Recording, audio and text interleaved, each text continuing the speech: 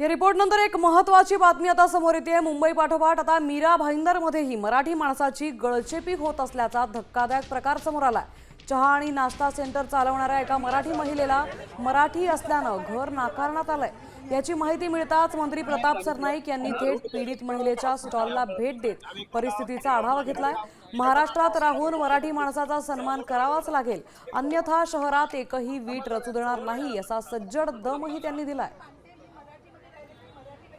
मी स्पष्टपणे सूचना दिलेल्या आहेत माझ्या सगळ्या अधिकाऱ्यांना, माझ्या पदाधिकाऱ्यांना, कार्यकर्त्यांना की अशा प्रकारे जर कोणी मराठी कुटुंबियांना घर नाकारत असेल तर जाऊन ताबडतोब त्याला जाब विचारा।